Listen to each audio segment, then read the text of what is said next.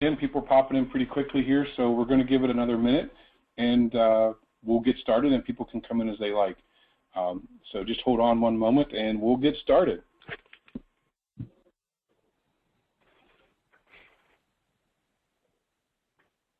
Okay.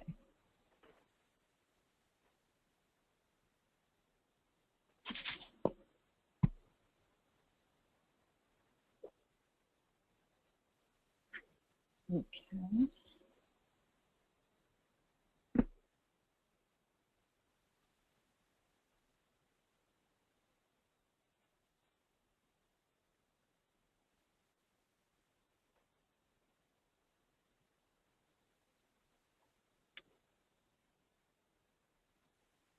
All right. Again, we'll be getting started here pretty quickly. Like I said, people popping in, so we're going to give them a few seconds, a few more, and another second here or a minute, and get moving. So I hope everyone's having a good day, and we appreciate you joining in and your patience in waiting, and we'll be started real quick here.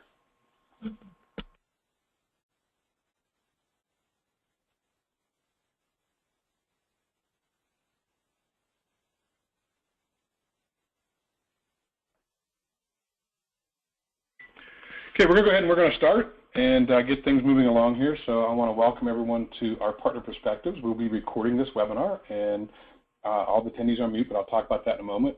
I am Clint Gatewood. I am the channel manager and channel engagement vice president here at SaaSMAX, and I really appreciate everyone's time today and coming and seeing our show. We had a great partner perspective last month, so if you missed that one, it answered a different set of questions, and so we can we'll also send out that link.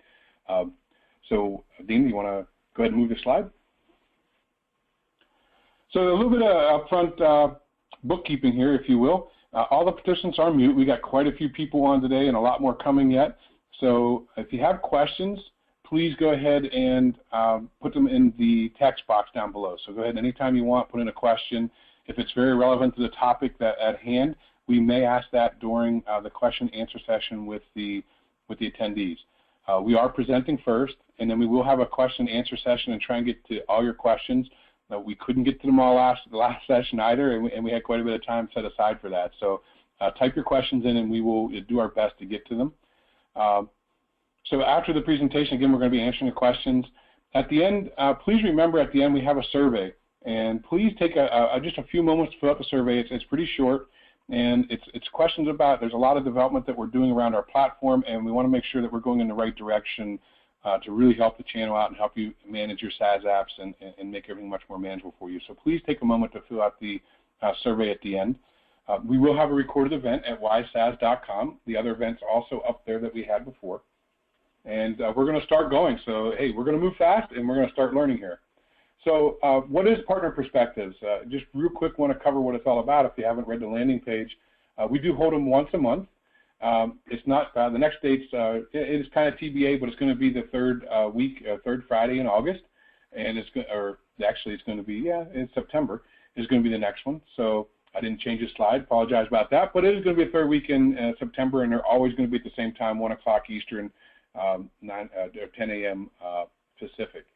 This is a really great education opportunity for you to learn from your peers, and it's great. We also have a lot of vendors joining in too to learn more about what you're thinking and learning about what they should be learning about, and that's how to hear it from you and get tips and tricks and on companies that are successfully adopting and selling, managing, and profit from software as a service, SaaS solutions.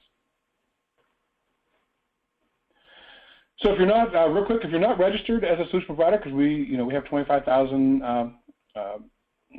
resellers in our community. Some of them are signed up already, and some of them are not. So if you're not already a solution provider, there's no reason for you not to be. There's no charge to you to be a solution provider in SaaSMAX.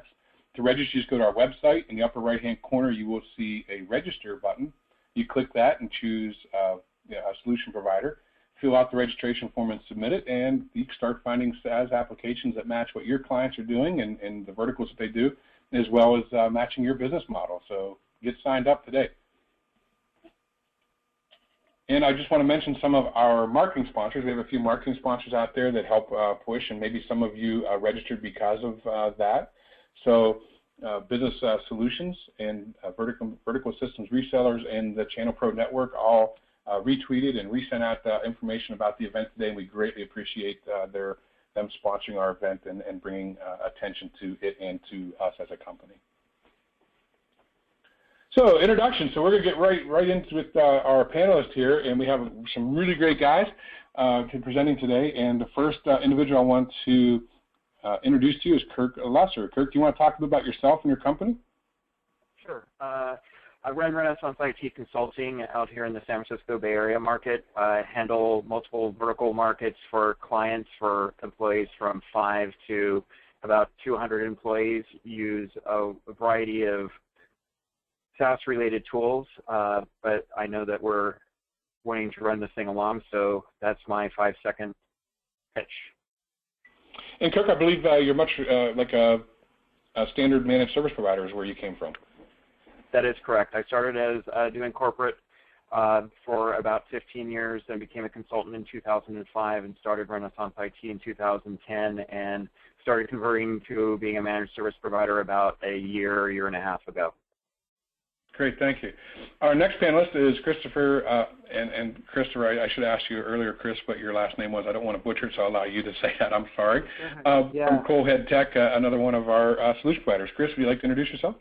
Yeah, I'm Chris Alghini, just Chicago Alghini, Italian, good Italian, and I'm right now actually in Austin, Texas. I've had Coalhead Tech as a sort of a born-in-the-cloud solution provider serving small, mostly trying to push for some mid-market SaaS apps. Our core partners are Google for Work and HubSpot for marketing apps, but we offer actually through SaaSMAX, right, the whole gamut of anything sort of born in the cloud. Great, thank you, Chris. And I'm Clint Gatewood, Vice President of Channel Development, and I've had a lot of experience. Some of you may have known me from the past, and maybe you haven't, and that's fine too. But I've built a lot of channel in different companies and have a lot of good knowledge there on that piece and bringing that knowledge to SaaSMAX. So as we get into question number one, remember, please, any questions that you have, please start putting them in. Any question you have, just ask it. The only stupid question in my mind is one that goes unanswered because you didn't ask. And I'm sure if you're thinking about something, there's someone else on the call that's also thinking about it. So, jump in with your questions. So question number one, and here I think we're going to jump in and start with Kirk. So what impact has selling SaaS applications had on your business and employee processes?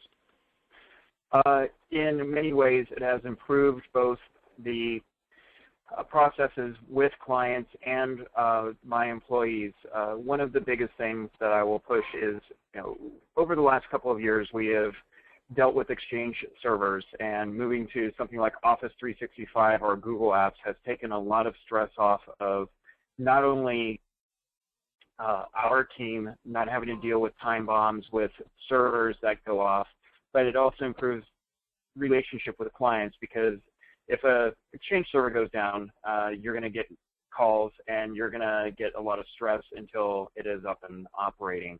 When you're starting to move some of these applications off of a local site and up into a cloud environment, be it Exchange, be it file server, be it any sort of CRM tool, you're taking a lot of that unnecessary maintenance and unnecessary stress off your employees and off your company, and allowing it to go to a professional environment where they keep and maintain it. And my clients have loved it because they have better productivity, don't have to worry about downtime, and for us, it allows us to focus on not only working with those clients on other projects, but working with new clients as well, and it expands our technicians' capability of helping multiple and more clients at once. Great, and you see no problem, as you're selling SaaS applications and there's different hardware and there's different applications, say for instance Exchange, that's coming out of that environment, you're really not seeing revenue loss there? You're not missing that type of revenue? No, because what you have to compare is you're having to allocate resources to maintain those Exchange servers, and as you have more and more Exchange servers, you're going to need to probably allocate a resource who's more knowledgeable in Exchange. When you're starting to move at least the back end up to the cloud environment, you're not having to worry about as much of those capabilities, and also you're not having to allocate a resource in the event that an Exchange server goes down and you're looking at a 24 to 48 hour rebuild of losing that resource just solely in recovering that environment, and then as well as that stress between the client and yourself in getting them back up and running. Excellent, excellent. And Chris, how about you? How do you feel about this question?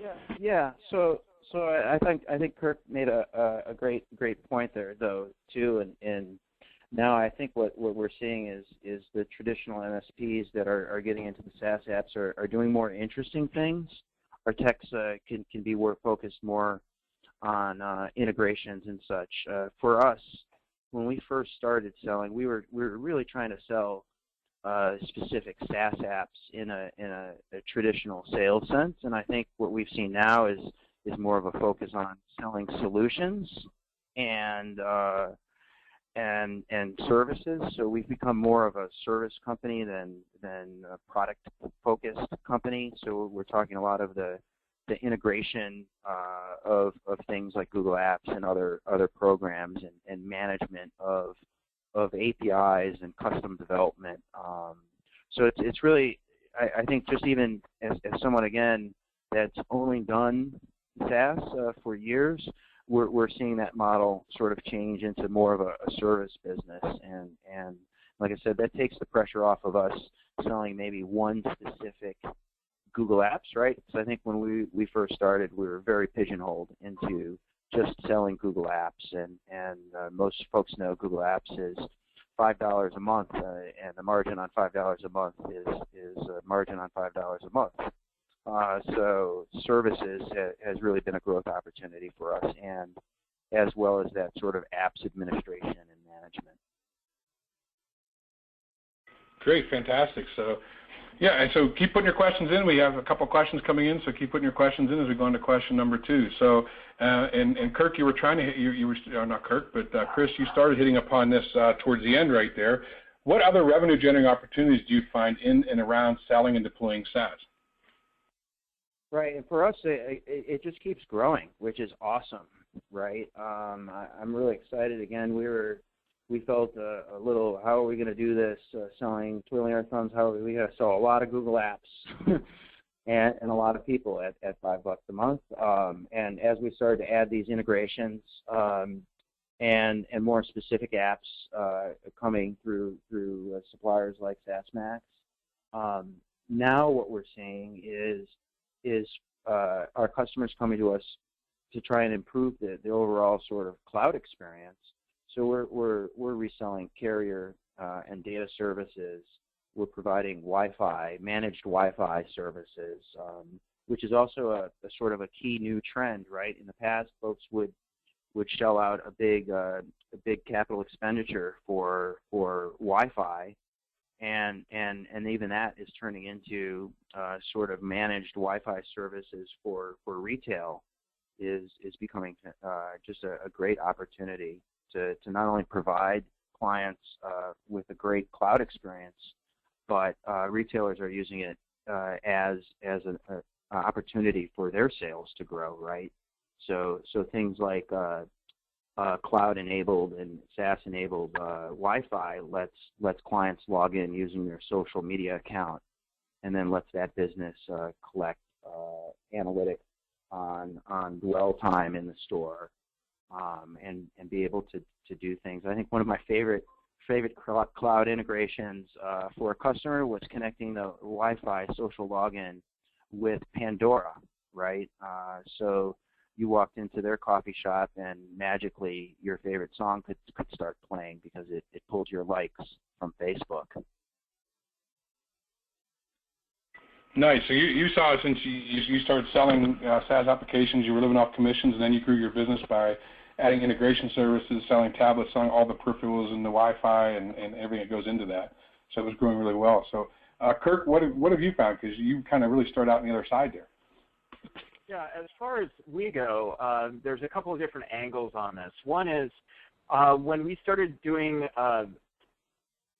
SaaS applications, when the company started in 2010, we were more of a Google Apps reseller, and over the years we've seen that Office 365 has really matured to a point that we're not stopping selling Google Apps, but Office 365 is definitely our preferred method for moving up to the cloud.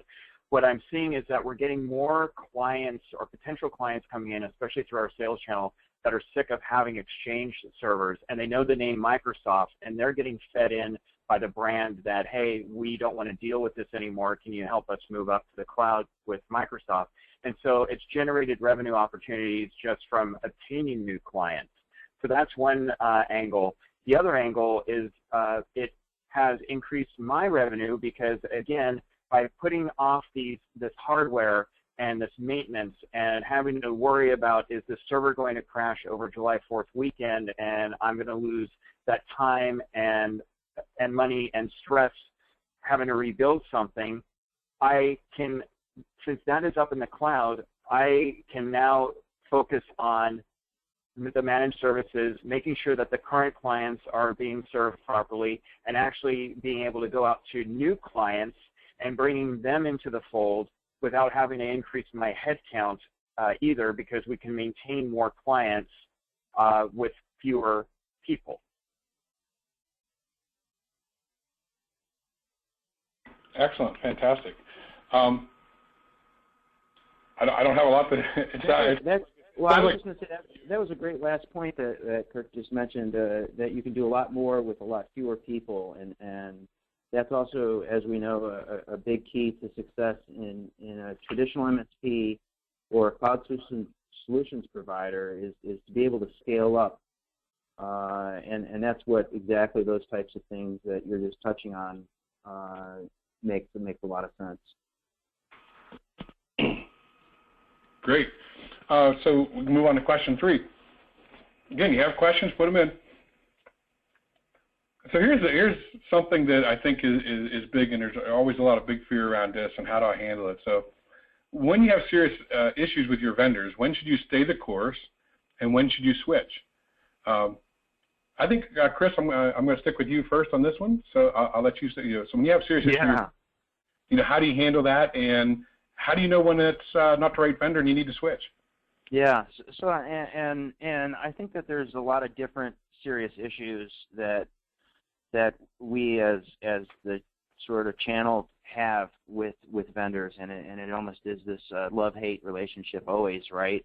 Whether it's product issues or just sort of business relationship issues. But we're seeing, especially when it comes to SaaS apps, and I think that it's completely improved, that the channel is much more mature, that the channel programs are mature now.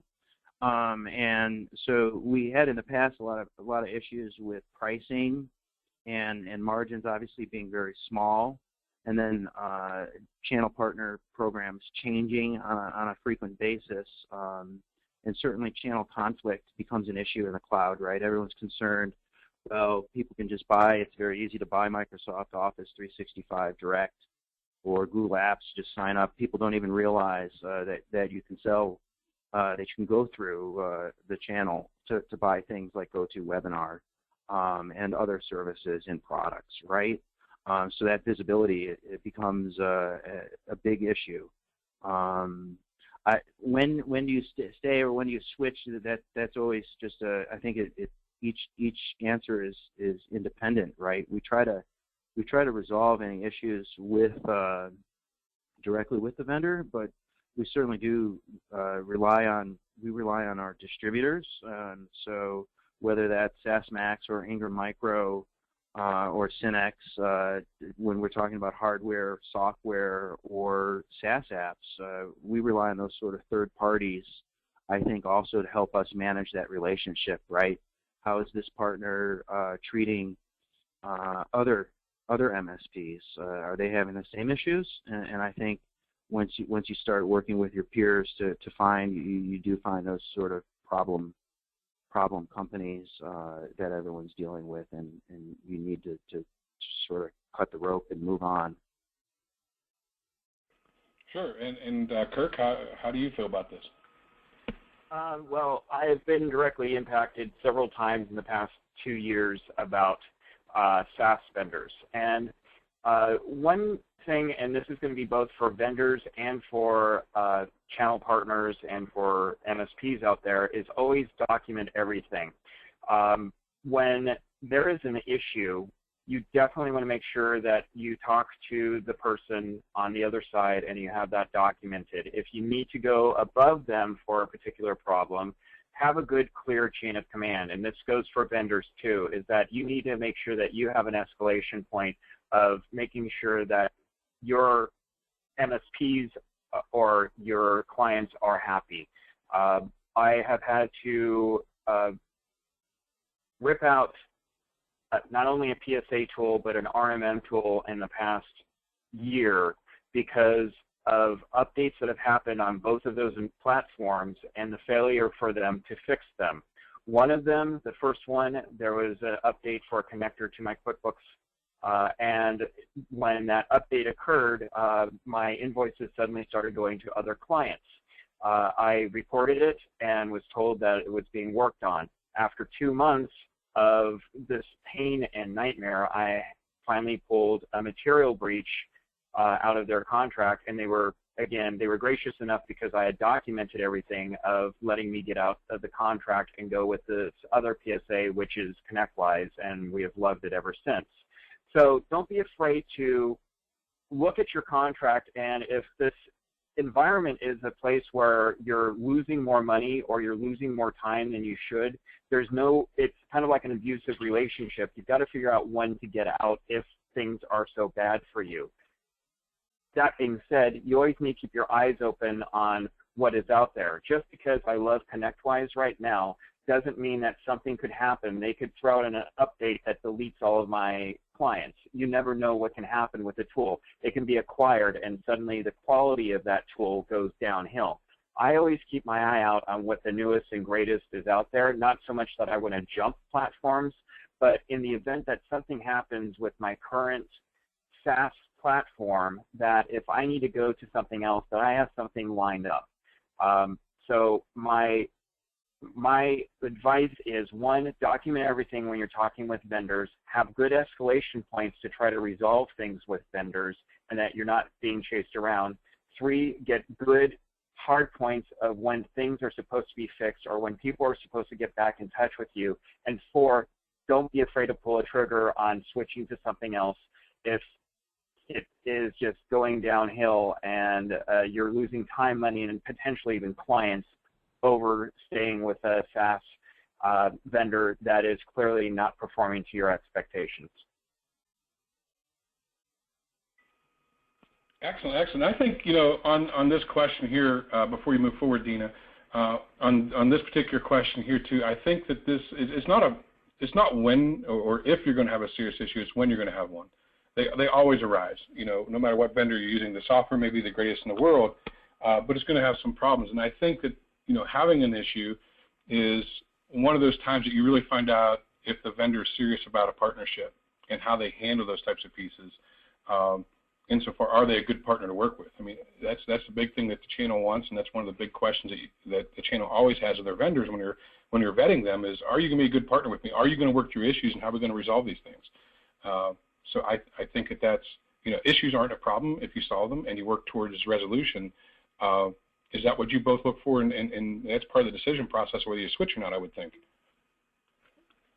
Yeah, absolutely. This is Chris, and yeah, it really is not a matter of if, it's when, and if that partner is willing to work through those issues, especially when it comes.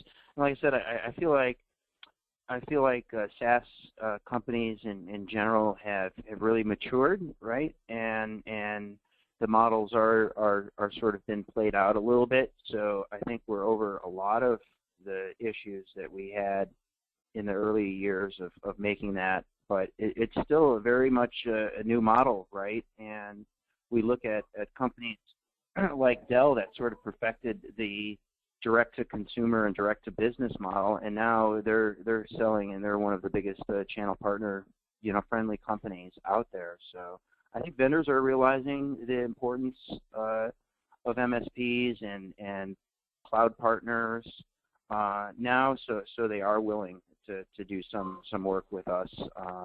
But yeah, that's very important that we have folks that are willing to be true partners. So yeah, I mean, I think the last thought I have on this is both of you are talking to. It's not just vendors. It's not necessarily vendor. We call them vendors, but you're really looking at a partnership, and it's a partnership between your two companies. You're both going to business together. You're both relying on each other's brand. You're both relying on each other to continue to drive profitable business and to grow that business. And if you want to be a vendor, that's one thing. But if you're truly going to partner with you, it's a business relationship. It's a business partnership.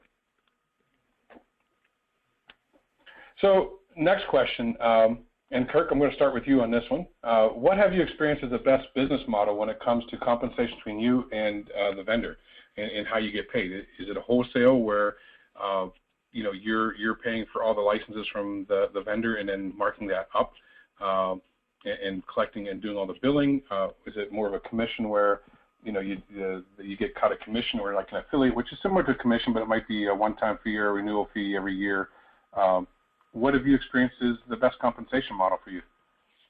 Well, I think the answer to that is that there's not one model that is perfect for this.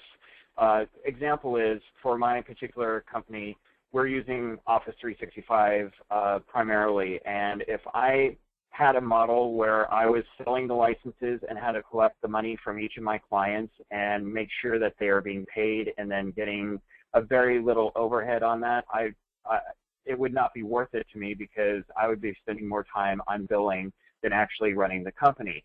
So having that event of where Microsoft takes the lead, they bill the customers, and then I get a commission off of that is perfect.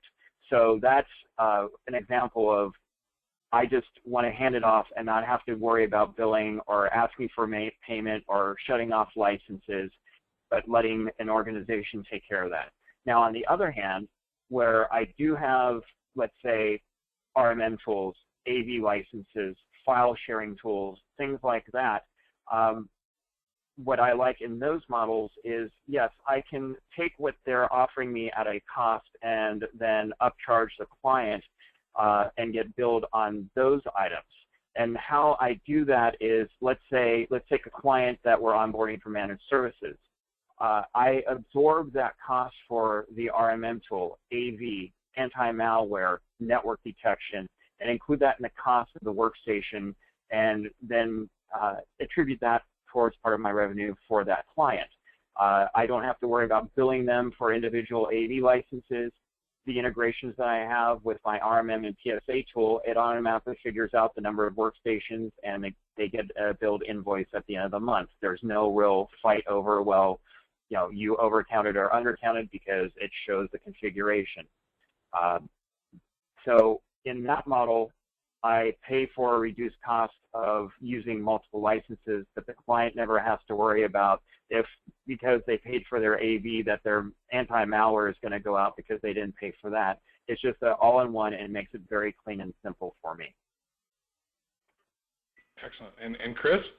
Yeah, I was going to say amen to that. And I think that's when we look at these three models. When we first went in, the pitch obviously was, yes, you own the billing relationship, and I'll just keep using again our core partner Google at $5 per user per month. We're in all of a sudden this billing business, and you have one person figuring out licenses 24/7. So that model doesn't really work with when we focus on selling just one SaaS app. So I think the thing that we've also seen is if a customer does want Google Apps, Dropbox, GoToMeeting, all of these things, if we can bundle them, that's great, and we can own the billing relationship. But I personally prefer the commission and affiliate models for a lot of these things, especially when they're done sort of piecemeal. But Kirk, like you, if we're going to bundle a complete package of apps and services, then it's great because I can buy it wholesale and offer add value to my monthly MSP fee or cloud service provider fee. Sure, and I think this is, it's a real recurring theme. I mean, I was, and it has actually surprised me, to be honest, that everyone is kind of leaning towards the commission piece. Both of the panelists that we had on last month, they lean the same way. They're like, why would you want to own that billing relationship and have to track all that stuff when it doesn't make sense on certain applications or certain pieces? Because you don't have to spend the time in doing the accounting, and that's a big pull down on your time. And most managed service providers out there, and most of the companies and your peers are smaller companies like yourself. When you got 8, 10 employees in the company, you're doing all that work, and that's taking time away from, as Kirk said, it's taking time away from me working on my business. It is working on your business to an extent, but you're actually working in it instead of on it, because you're doing the billing and stuff. So that's been a real recurring theme that I've seen, and I think basically that's what you're both saying, is let them do the billing and cut me a check at the end of the month. Yeah, especially when it comes to, I think you have to look at your customer base as well. So if you service a lot of smaller companies, as you grow, the billing becomes more and more difficult, right? If you've got 1,000 companies of 10 people, it's much different than 10 companies of 100, right? And we take that into consideration with each of these models too. Is the company size that we're working with? Sure, and then there is a question here I wanted to actually take from the audience on this one. It's not off track. It's kind of on the same track though, but they're asking what type of reseller fees you get from SaaS providers. Maybe percentage of the cut. I keep hearing $5 for the Google piece and lower revenue on the i365 piece.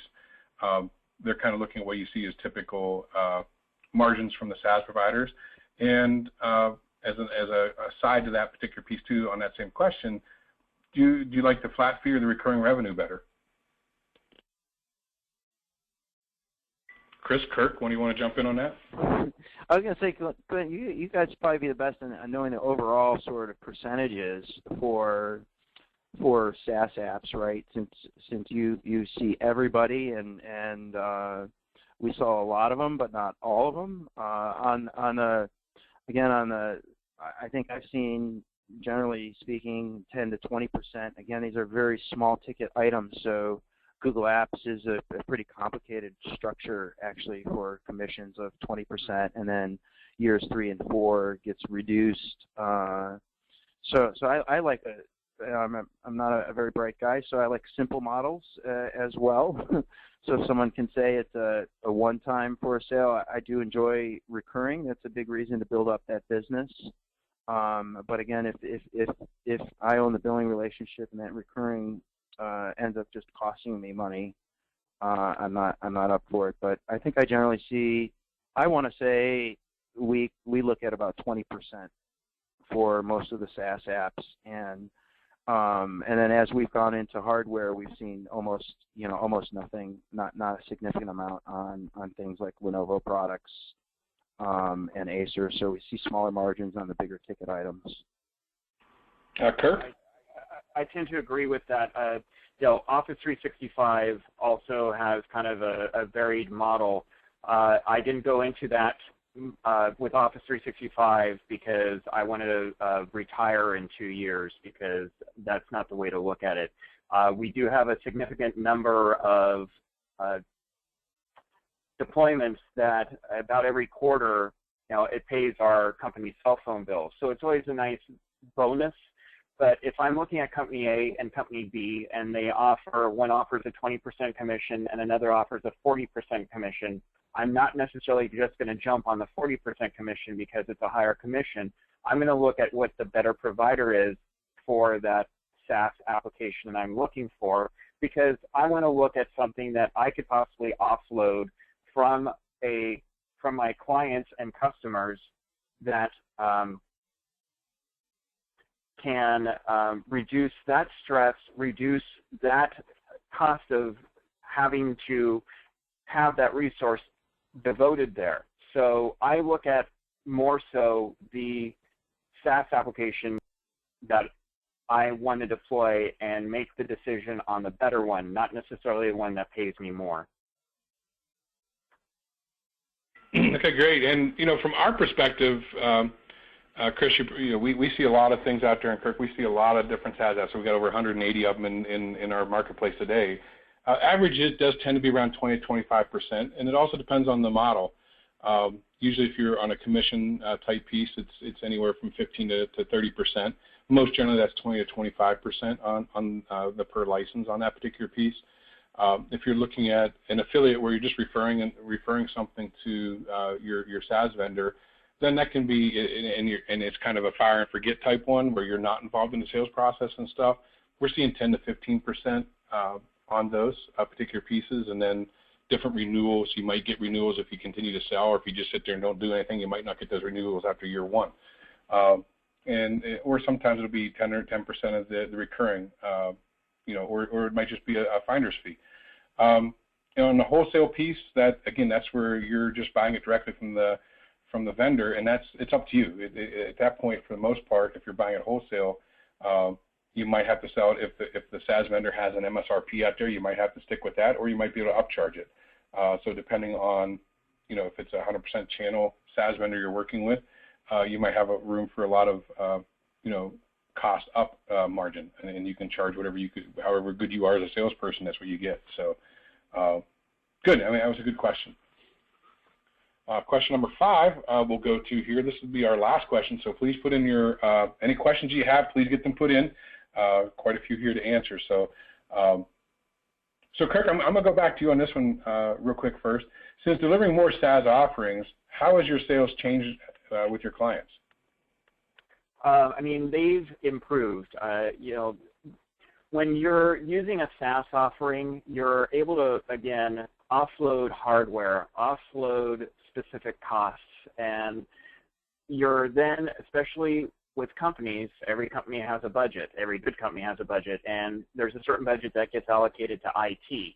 And so if you're able to suddenly not have to pay for a server every 3 years, or pay for having to do spam filtering on a monthly basis, and it's incorporated into moving it to Google Apps or Office 365, those funds are suddenly now available. You can then possibly use those to move them to other SaaS applications. You can use that to go back to them and say, look, I saved you the cost that's normally associated with this budget, and they could then reallocate some of that for your managed services and give you an increase in your own revenue as a result. Oftentimes, when you start working with them on a particular vendor, they are wanting to possibly move more and do more with you in doing migrations. And here's the thing, is that when you're doing a migration, let's say from Exchange to Office, or from an on-site file server to a cloud-based file server, you can include the project cost of actually doing those migrations. So that also increases your own revenue in at least a one-time cost of, hey, we're going to do this, we're going to make things better for you in the long term, but there is going to be some work involved in this. So it is also increased sales. Instead of having to just maintain a server, but you can now do projects and do migrations. And right now, we're doing an Office 365 migration at least once every 3 to 4 weeks right now. And so that revenue, the sales has increased because of that. We're moving people to sooner because they want to get off their current file server, and that has increased revenue because we have to set up for the file migration as well. But then they get interested in, hey, you gave us a good cloud-based provider. What else do you have that we can potentially use? And so that kind of continues on. One other little side note to that is companies talk to each other. So let's say that company A is very happy with you and loves Office 365 or loves the CRM tool that you move them to. They may be talking to a partner or a friend, and they may be stuck in Exchange. They may be stuck in Office or 2003 server, and this company can tell them, hey, there's this MSP that moved us to the cloud, and it's been better ever since, or even pull out their phone and show them. So there's plenty of revenue opportunity that happens from that, and I've seen it firsthand. Excellent. Chris? Yeah, I agree. I feel like especially now that the market has matured, it's a surge in sales. Yeah, and so I would encourage if you know you can take. I think every MSP, every provider, each has their sort of own thing, right? Their own specialty, their own superpowers. People would say, and that can translate. If it's accounting apps or ERP, then that translates into the cloud, right? And then you become this trusted advisor for additional products. And I did not imagine ever having the sort of ancillary sales of Chromebooks and tablets and then offers of just other sort of complete solutions. Just never imagined it even just a few years ago. So it's just been this, you know, I think, Kurt, you're seeing it, right? They're sold on cloud now, and they're sold on SaaS, and so they're very, very hungry for providers to widen their services and widen their offerings around cloud solutions and SaaS solutions and software as a service, service as a service, hardware as a service. It's been great. Especially this year, we've seen this massive surge. So I think, so what I really like about the panels we have is we have different type of companies here. And Kirk, I think, what I hear you saying is that, hey, don't be afraid to put a SaaS app out there and take a server out of the environment, especially one that you may have been servicing for a long time, and be afraid of losing out revenue, because it will generate. It's not that the client will reduce their IT budget in most cases. They're going to look for other ways of spending an IT budget to make them more effective and more efficient and more competitive, is what I think. And so your revenues have actually grown by removing some of the traditional aspects of where you made money as a company. Right, because especially as you move to a managed service provider model, you're kind of having to figure out, well, what is this company, how many tickets are we going to get from this particular company? Because I think everyone here has had a client that is maybe a 50, 60-person company, and you never hear from them, but then you have this other company that's got 5 people, and they're launching tickets at you every other day. And so it's hard to judge, especially with a new client, on how much are they going to hammer you. So if you can reduce that pain threshold by reducing anything that can break inside the company and move it up to the cloud and push that maintenance and push that security and push the backups up to an offsite environment, and allows you to focus on the client and just maintaining them, you're going to reduce that pain threshold. You're going to reduce the tickets, which is going to basically increase your profit with each of those clients. Excellent. And Chris, from your perspective, you actually started out as a born-in-the-cloud provider, just selling SaaS apps, but then you realized as you continue to do that a lot more revenue was generated because they needed other products like bandwidth and books and stuff like that. So it was a boon to you as well, where you didn't see that coming. Yeah, absolutely. And I'd also just say too, it wasn't just the boom in hardware and Wi-Fi and telecom. For us, it's the specialization of SaaS apps, right? So I think things like, again, Office 365 and Google Apps are that sort of initial step that companies make. It's a pretty low-hanging fruit. But then their hunger grows for integrations for it, for what more can I do up on the cloud. So I feel like those types of things and specialty apps for whether it's a specific vertical or even a custom integration using APIs of everything that's out there is just a tremendous opportunity for sales growth. Great, excellent, and we're coming up against time. I won't leave enough time for questions. We have quite a few good ones, so we're going to move on to the next slide real quick. And so, Dina, if you'll move that next slide. So one thing brand new that we're releasing, and we've been doing a lot of work with our vendors.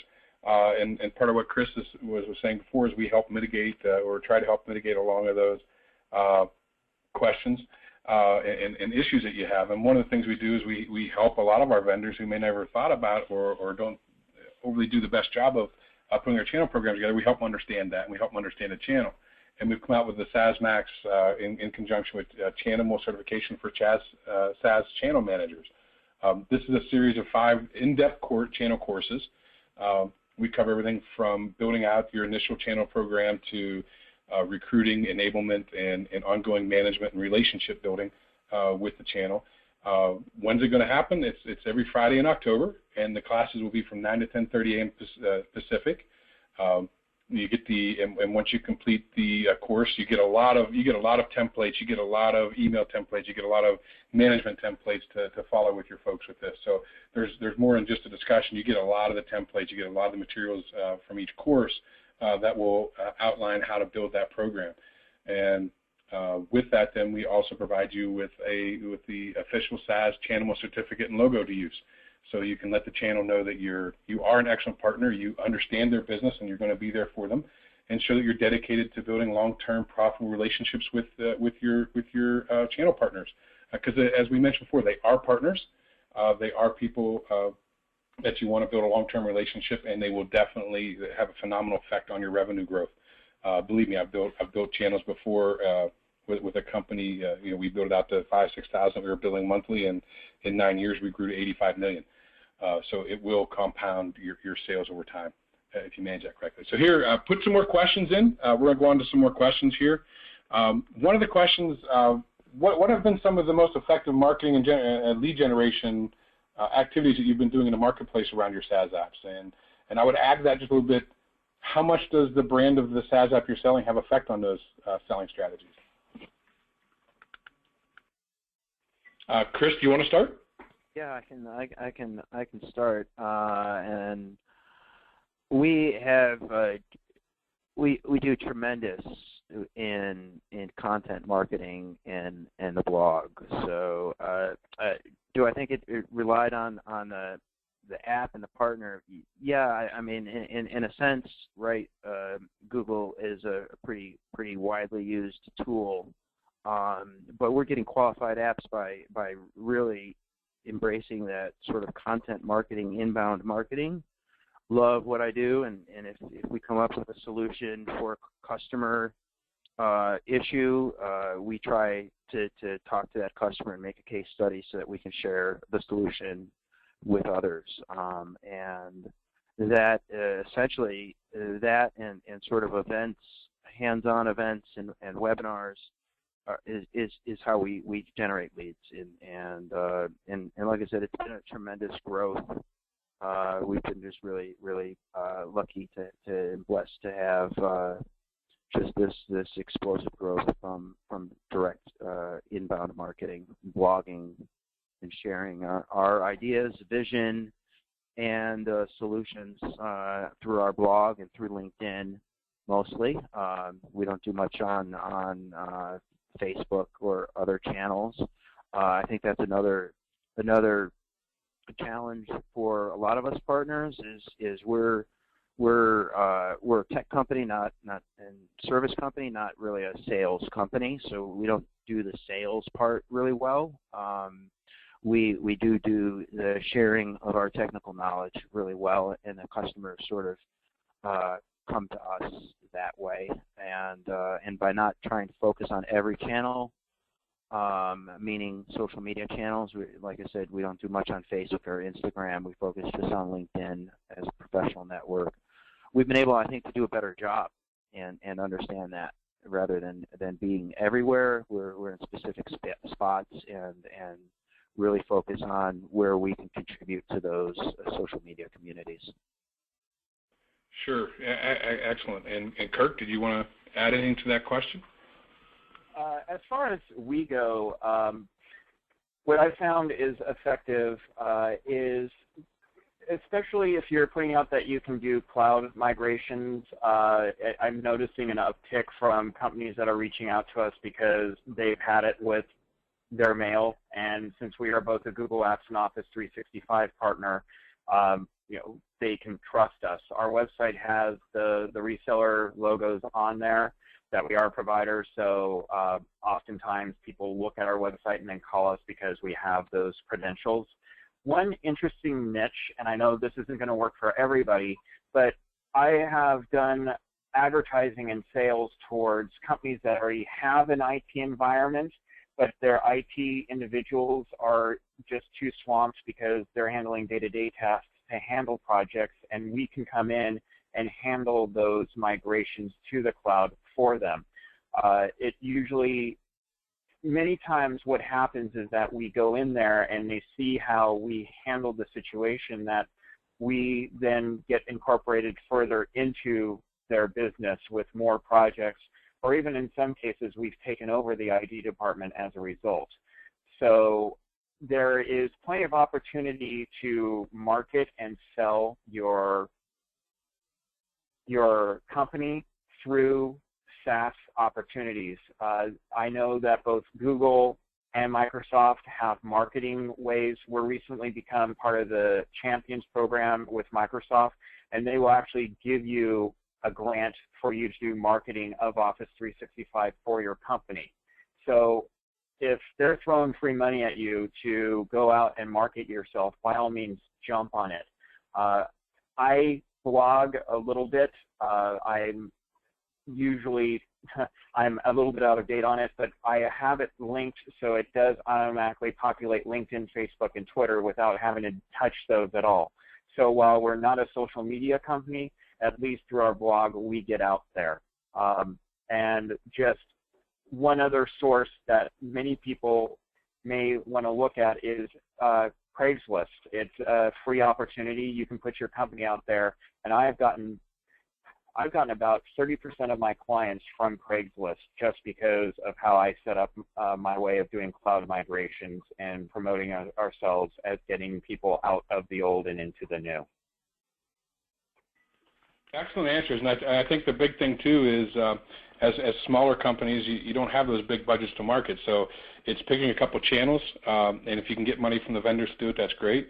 But if you pick a couple channels and you just want to, you need to maintain that. It takes, marketing is a science. It takes its time, and 6 to 9 touches is what you really need to get out there before companies start paying attention to you. So, pick a budget, pick the number of clients that you can afford to market to over time, and that's what you go after.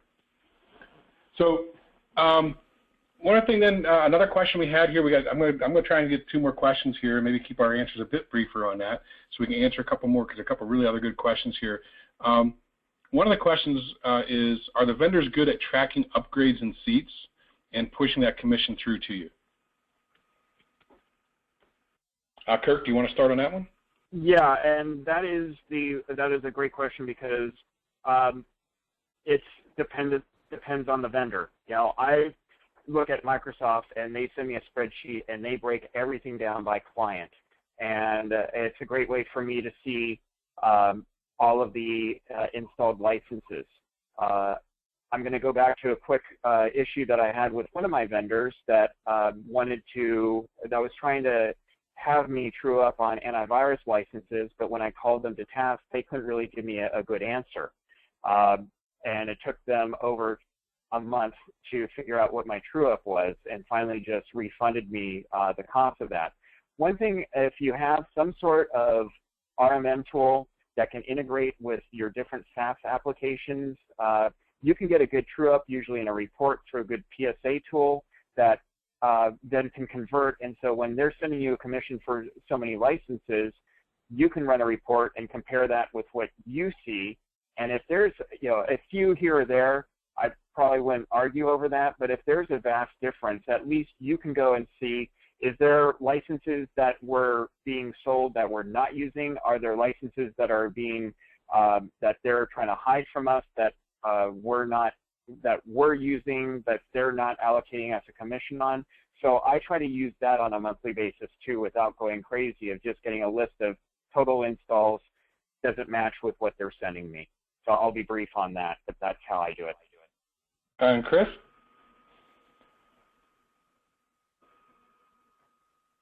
Chris, you still with us? I think Chris dropped off. Maybe we lost him for a minute. So, well, one more question here, and then we're going to have to go into any other questions that are left over. The rest of them I will have to give you the answers for, and we'll get them. The other question is, and this comes up a lot, is there's a lot of partners out there who feel that they need to control the brand, and that by not being the one that bills the client and letting someone else bill the client and give them a commission, they're worried about that negatively affecting their brand. Feel about that, Kurt? Am I back? Yep. We just asked another question, though. So, all right. Kurt, do you want to handle that? Sorry, not very good with tech. Kurt, do you want to go ahead with that question there on branding? Could you repeat it one more time? I got a little bit of static. Yeah, so the question is, if the vendor is billing the client, does that negatively affect your brand? Do you have to be the one that always sends the bill to them? No, because there becomes the source of white labeling, and you want to own something. I think depending on the brand, it can actually help that they bill directly. For someone like Microsoft, if suddenly someone is getting their bills from Renaissance IT for their email system, they're going to possibly have a lot of questions about security. How do you guarantee uptime? And I'm going to basically be repeating answers from a Microsoft web page. Now, if Microsoft is sending the bill, there's usually no question on that. So I think as far as branding goes, it depends on what type of application you're using and what type of audience you're catering to. You can definitely be an all-in-one, and you can rebrand many of these, and it can behoove you, especially landing a sale, that you come off as an all-in-one vendor. However, I've approached clients that are very iffy on even moving to the cloud, and I will bet you that if I go in with a white label, they're going to close their doors. But if I suddenly say, well, this is a Microsoft solution or this is a Google solution, they'll associate that with the brand and will more likely go with the sale in that effort. Great, and Chris, we have about a minute for you. Yeah, yep, I absolutely agree. I think actually having my partners do the billing helps our brand and our customers, and I feel like customers are moving towards that. They want to own the relationship. They're fearful that they're going to be stuck with you as an MSP. So we go in there with this. No, everything is through these guys directly, and we're here to support that, and we can escalate things because we are a partner, and it works out great. Yeah, I think at the end of the day, I mean, I think SaaS is really helping. When we talked about the MSP market becoming the CIO of a company, I think it's bringing that to fruition, where you're now working much more as a CIO as a company, helping them select the right products, and you may not be hosting it, you're not white labeling it, but you're managing those vendors, you're doing the integration, you're managing the line of business apps integration with those, and helping them select the best things, saving them budgets so they can spend it on other things to meet the business objectives. So I really think that whole CIO thing is coming to fruition with SaaS apps. So with that, we're going to have to end. Next slide there. I want to thank everyone for coming. This is the Partner Perspective is part of our Crossing the SaaSm. You can refer your friends or review the information that was covered here, as we'll send out the link to it. Please don't forget to take the survey as you're logging out. It is very helpful for us to understand the different services and different ways that we can spend our money intelligently in serving our reseller community and even our vendor community. And making sure that our matches are good and that we're putting the right people together. Again, I'm Clint Gatewood, and this is my contact information if you would like to reach me. Feel free to anytime. I love talking to each of our channel members out there. I just don't have time to call 25,000 of you, unfortunately. I would love to, but I can't. So reach out to me if you have any questions. Same with the vendors. If you have any questions or want some answers on the channel or the SaaS channel program, let me know. Or if you're not currently one of our vendors and want to be, also let me know that. So again, thank you for all of your time, and have a great day and enjoy your weekend.